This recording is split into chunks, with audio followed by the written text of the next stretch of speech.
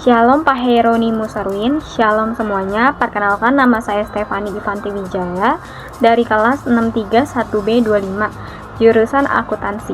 Saya ingin mengerjakan tugas agama pertemuan 4 dengan membacakan materi yang berjudul Teologi Kristen tentang Hakikat Allah. Dari halaman 1 sampai 4, berikut materi yang ingin saya bacakan. Pada bagian ini, kita diajak untuk menoleh ke belakang untuk memahami bagaimana para teolog Kristen menggumuli dan memperdebatkan beberapa isu sekitar hakikat dan sifat Allah. Tujuannya terutama untuk memahami bahwa isu-isu yang pada masa kini diperdebatkan itu bukanlah hal baru, dan memahami bagaimana para pendahulu mencoba memecahkan hal-hal yang sulit dan rumit. Dalam ajaran yang paling sulit dimengerti dan dijelaskan adalah ajaran tentang Trinitas, suatu ajaran yang sudah menjadi pokok perdebatan sejak awal kehadiran kekristenan. Suatu yang tidak bisa juga dihindari karena memang Alkitab sebagai dasar kepercayaan Kristen menggambarkan Allah dengan berbagai cara. Dari aktivitasnya kita telah menyebutkan bahwa Allah menciptakan dalam Allah Bapa, menyelamatkan dalam Yesus Kristus, dan memperbarui melalui Roh Kudus-Nya. Hal ini saja menunjukkan nuansa Trinitas, ketiga macam pernyataan diri Allah yang adalah tunggal atau satu. Menurut Alistair M. Sigard, the Trinity is a remarkably difficult area of Christian theology. M. Sigard 1994,257. Ia juga mencoba mengemukakan 4 model pendekatan terhadap isu ini, baik yang klasik maupun modern. Yang paling penting dari pendekatan klasik adalah pendekatan Agustinus, dan dari model modern adalah Karl Barth. Kita hanya akan membahas 2 pendapat, yaitu Agustinus dan Barth. Masuk ke halaman 2. Silakan Anda mengumpulkan informasi mengenai kelebihan dan kelemahan pandangan Agustinus dan Barth dari buku-buku teologi atau sumber belajar yang lain. 1. Agustinus. Menurut M. Sigard, Agustinus mengambil banyak unsur dari konsensus yang sedang muncul tentang Trinitas atau Tritunggal. Hal ini dapat dilihat dalam penolakannya yang keras atas bentuk subordinanisme, apapun misalnya yang menganggap Sang Anak dan Roh Kudus sebagai inferior atau lebih rendah dari Sang Bapa di dalam kealahan. Agustinus berpendapat bahwa tindakan dari ketiga unsur Trinitas harus dipahami di belakang tindakan dari setiap unsur. Misalnya, manusia diciptakan bukan saja menurut imago Dei, gambaran Allah, melainkan juga menurut gambar Trinitas. Perbedaan dibuat antara kealahan yang kekal dari Sang Anak dan Roh dan tempatnya dalam urusan keselamatan. Meskipun Sang Anak dan Roh kelihatannya lebih kemudian dari Sang Bapa, penilaian ini hanya berlaku dalam peranan proses penyelamatan. Dan meskipun Sang Anak dan Roh tampak lebih rendah terhadap Sang Bapa dalam sejarah, dalam kekekalan semua sederajat. Menurut M. Sigard, elemen yang paling khusus dari pendekatan Agustinus terhadap Tritunggal adalah pemahaman tentang pribadi dan tempat Roh Kudus. Menurutnya, Sang Anak diidentifikasikan dengan kebijaksanaan dalam kurung wisdom, dan Roh Kudus dengan kasih. Menurut ia mengakui bahwa ia tak memiliki dasar alkitabiah terhadap identifikasi ini. Halaman 3, ia menganggap hal ini sebagai kesimpulan yang masuk akal dari bahan-bahan Alkitab. Roh membuat kita tinggal dalam Allah atau Tuhan, dan Tuhan dalam kita.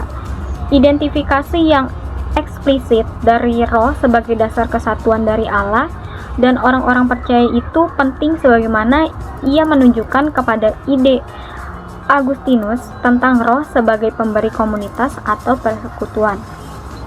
Roh adalah karunia ilahi yang mengikat kita dengan Allah. Karenanya, ada hubungan dalam Allah Tritunggal tersebut. Singkatnya, Agustinus ingin mengatakan bahwa Roh Kudus membuat kita tinggal dalam Allah dan Allah dalam kita. Tetapi itu adalah akibat dari kasih, karena Roh Kudus adalah Allah yang adalah kasih. Salah satu ciri yang paling khas dari pendekatan Agustinus terhadap Trinitas adalah upaya mengembangkan analogi-analogi psikologis. Ia berpendapat bahwa dalam menciptakan dunia dan isinya, Allah meninggalkan jejak yang khas dalam ciptaannya. Tentang itu ada pada manusia sebagai ciptaan tertinggi. Oleh karena itu, kita perlu berpaling kepada kemanusiaan dalam upaya kita mencari gambaran tentang Allah. Agustinus mengambil langkah lebih jauh yang sangat disayangkan oleh banyak pihak. Atas dasar pandangan dunia yang dipengaruhi oleh Neoplatonis, ia kemudian mengatakan bahwa pikiran (mind) manusia adalah puncak dari kemanusiaan.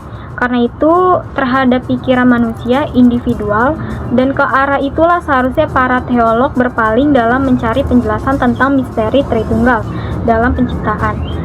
Individualisme yang radikal dari pendekatan ini digabungkan dengan intelektualisme yang nyata, berarti bahwa ia memilih jalan untuk menemukan Trinitas dalam dunia mental individu-individu daripada misalnya dalam hubungan-hubungan personal.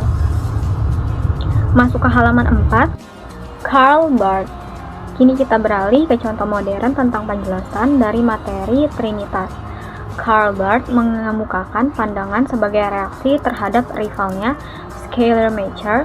Bagi scalar mature, Trinitas adalah kata terakhir yang dapat diucapkan tentang Allah. Sedangkan bagi Barth, justru Trinitas adalah kata yang harus dibicarakan sebelum kita bicara tentang pernyataan sebagai suatu kemungkinan. MC Garth 1994,261. Intisari dari pendapat Barth bisa kita sajikan dengan lebih sederhana walaupun sulit dipahami.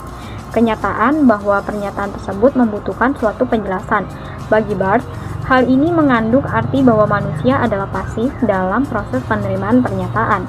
Proses pernyataan dari awal sampai akhir ada di bawah kekuasaan Allah sebagai Tuhan.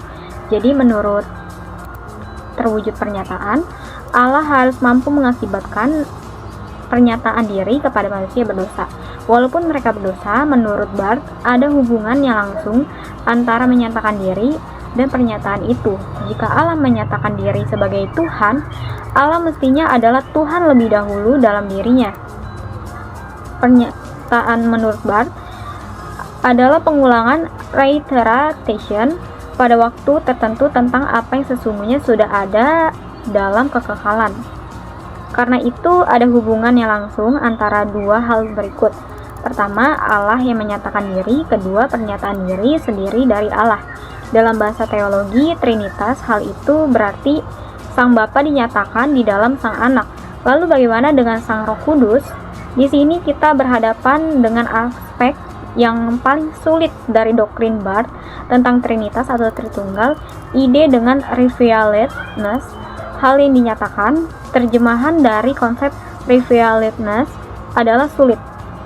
Mungkin harus menggunakan ilustrasi yang tidak dipakai oleh Barth sendiri. Selamat siang Pak, saya Puritioso dari kelas 631B ingin mengerjakan tugas pertemuan keempat yaitu membaca materi dari slide ke-5 sampai ke-8. Berikut adalah video saya untuk membaca slide ke-5 dan ke-8.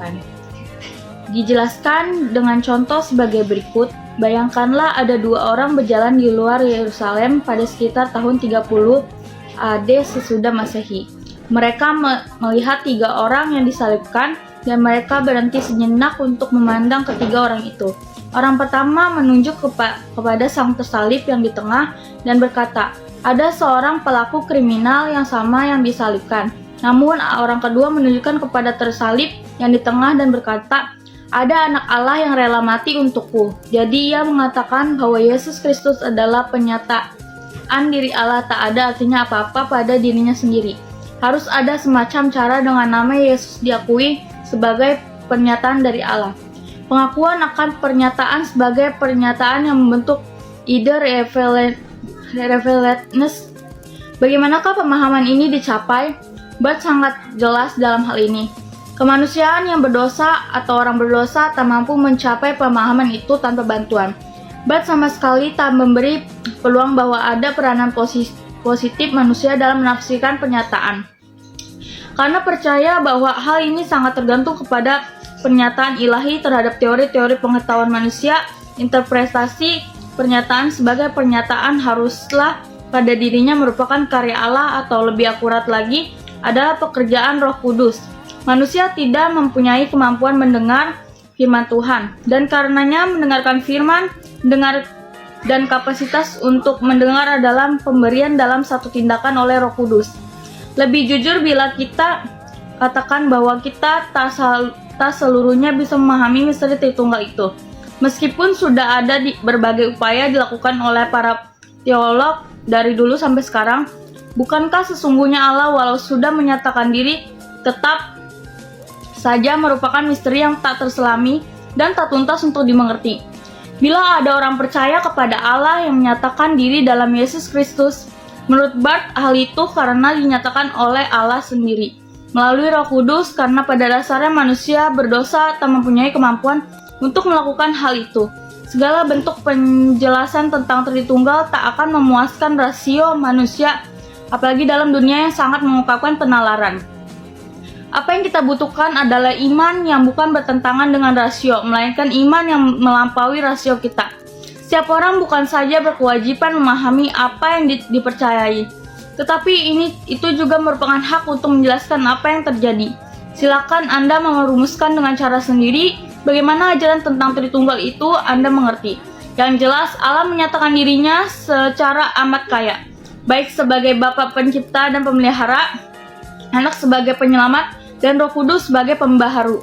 Dan semuanya menunjuk kepada Allah yang sama dan satu. Fenomena agama yang dinilai untuk diukur dari ibadah atau ritual keagamaan apakah memadai? Silakan Anda mengemukakan argumen Anda yang menunjukkan bahwa agama tidak memadai bila diukur dari ritual keagamaan. Bagaimana pemahaman Anda sebagai orang percaya terhadap kecenderungan pemisahan kedua hal ini? Cobalah Anda membangun argumen sendiri mengapa pemisahan antara ibadah agamawi tidak dapat dan tidak boleh dipisahkan dari sikap dan tanggung jawab moral atau etis kita baik terhadap sesama, diri sendiri, dan alam ciptaan Tuhan. Cobalah cari dasar-dasar Alkitab untuk membangun argumen Anda. Pengalaman keberagaman adalah sesuatu yang sangat pribadi. Meskipun praktik keberagaman bisa saja bersifat komunal, oleh sebab itu Anda dipersilakan untuk berkomunikasikan atau mendeskripsikan dengan bahasa dan kata-kata sendiri mengenai kepercayaan Allah kepada Allah sebagai dialami dan dihayati dalam pengalaman keberagaman agama. Silakan mengomunikasikan beberapa pengalaman keberagamaan Anda kepada rekan-rekan sekelas. Akan tetapi apa yang dipahami dan dihayati sebagai Allah, apalagi Allah Tritunggal, bukanlah sesuatu yang mudah untuk dideskripsikan dengan bahasa dan kata-kata kepada orang lain. Agama selalu berusaha dengan yang transenden atau dasar keberadaan yang mutlak. Karena itu, semua agama mempunyai konsepnya sendiri-sendiri tentang yang transenden atau dasar keberadaan yang mutlak itu. Dalam kekristenan, yang transenden itu adalah Allah atau Tuhan yang menyatakan diri secara kaya. Misalnya Allah Sang Pencipta yang sering disebut Bapa, sebagaimana diajarkan dalam doa Bapa kami oleh Tuhan Yesus. Allah yang kita percaya adalah juga Allah Penyelamat dalam Yesus Kristus. Rupanya kepercayaan ini mempunyai tempat yang sentral dalam kepercayaan Kristen. Itulah sebabnya dalam pengakuan iman rasuli, ia mempunyai tempat yang utama. Allah Penyelamat menyatakan hakikatnya sebagai kasih yang berkorban dengan menjelma menjadi manusia untuk dapat menanggung hukuman dosa manusia. Karena itu, iman sebagai jawaban terhadap kasih Allah memanggil manusia untuk mengasihi Allah melalui kasih kepada sesama dan makhluk ciptaannya. Keselamatan yang dikerjakannya pada hakikatnya membawa manusia kepada hubungan yang baru dengan Allah dan persekutuan yang benar dengannya, tetapi juga pembebasan dari segala sesuatu yang menghalangi kita menghayati kemanusiaan kita secara penuh. Keselamatan merupakan pengalaman masa kini, tetapi juga masa yang akan datang. Keselamatan juga sangat komprehensif dan holistik. Artinya tidak hanya bersifat spiritual, melainkan juga kesejahteraan manusia kini dan di sini. Berita Injil yang diberikan tidak hanya untuk keselamatan jiwa, tetapi juga pengalaman hidup yang bebas dari segala bentuk penindasan dan dominasi. Injil adalah kabar baik yang menyeluruh untuk manusia seutuhnya. Kita memberikan Injil yang utuh untuk manusia yang utuh juga. Kita menolak spiritualisasi keselamatan dalam arti bahwa keselamatan yang dikerjakan Kristus hanya sebatas pada keselamatan jiwa maupun pengertian bahwa keselamatan adalah pengalaman nanti di seberang kematian.